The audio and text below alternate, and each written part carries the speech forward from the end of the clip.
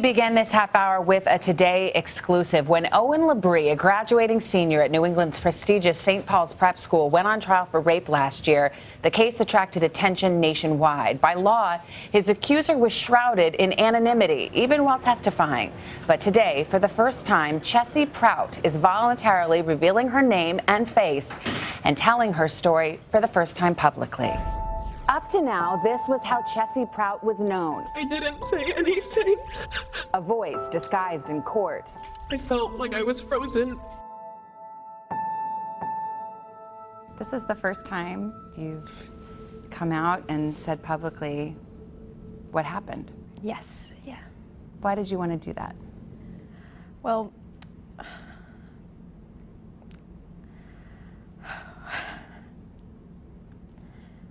it's been 2 years now since the whole ordeal, and I feel ready to stand up and own what happened to me, and I'm going to make sure that other people, other girls, other boys know that they can own it too, and that they don't have to be ashamed either. Chessy's story starts on the grounds of this beautiful campus in New Hampshire, a school where her father, Alex, had graduated, as well as her older sister, Lucy.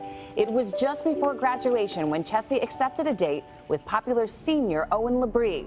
A date that she says went horribly wrong and ended with charges of rape. A criminal trial ensued. Chessy faced the defendant and testified for 3 days on the stand. Although it was scary and although it was pretty difficult, I wouldn't be where I am today without having been able to speak up for myself during that time. What was it like to go through the court process? We had been prepared to just receive an apology letter. We had been prepared to just move forward with our lives and let them move forward with their lives. But you know what, in the pursuit of justice, I would have done anything. One of the things that came out in the trial was that there were messages afterwards, and they were friendly messages. That brings me to the effects of the crime itself too, which not a lot of people talk about. A question that I was asked on the stand was, well, why were you so hazy during that period? And I looked at the defense attorney in disbelief and said, I was raped. I was just trying to go smoothly and not cause any waves. On the one hand, he was convicted of misdemeanor sexual assault, which means the jury believed that a sexual assault took place. On the other hand, there was a more serious charge that he was not convicted of. How did you feel about the verdict in this case?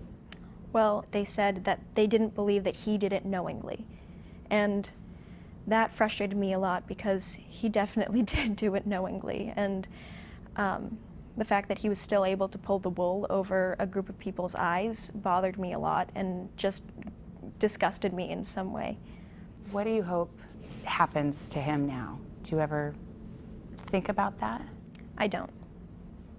I hope he learns. I hope he gets help.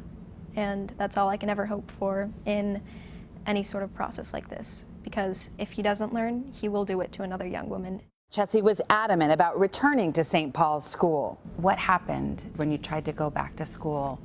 And I guess it seemed like everybody knew. Everybody pretty much knew. None of my old friends that were boys would talk to me. They didn't even look me in the eyes. I guess they were uncomfortable or what, I don't know. And nobody was talking about the issue in itself.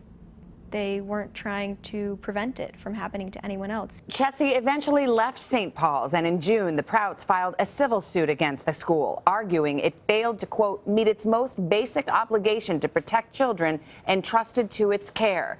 We talked with Chessy's family as well. The school obviously denies the allegations in the lawsuit.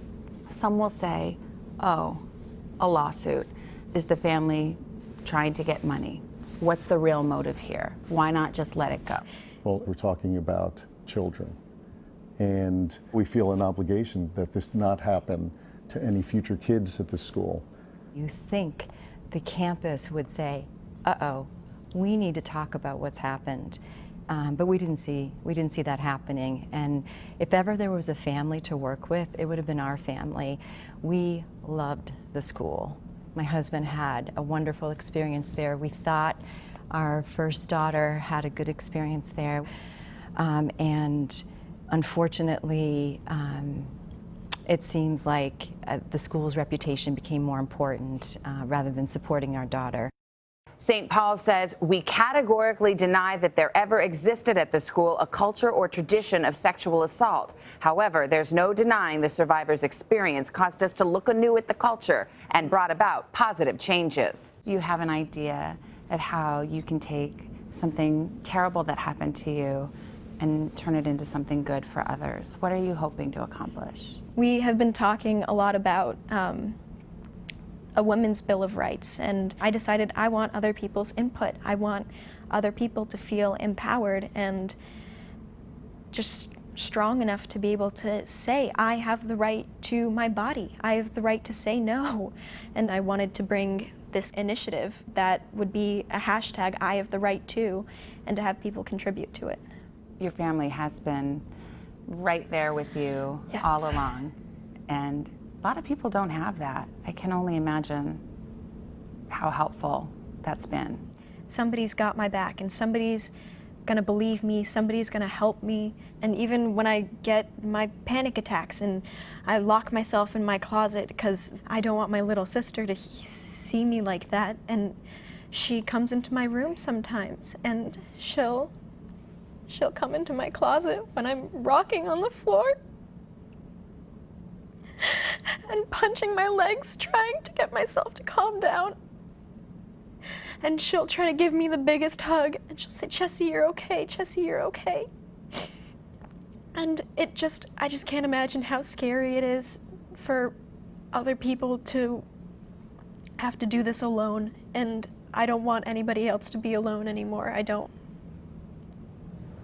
To find out more about Chessy Prout's new campaign for survivors and her hashtag, I have the right to, go to today.com. By the way, you'll also find the full response from St. Paul's School, including a list of changes the school says it has made since this happened. She's a very determined young woman. 17 now? Yep. So she's going into senior year in high school? Senior year, she's in another state and in another school, and she'll be applying to college this fall. It was an amazing interview. Thank you very much. Hello, Today fans. Thanks for checking out our YouTube channel. Subscribe by clicking that button down there and click on any of the videos over here to watch the latest interviews, show highlights, and digital exclusives.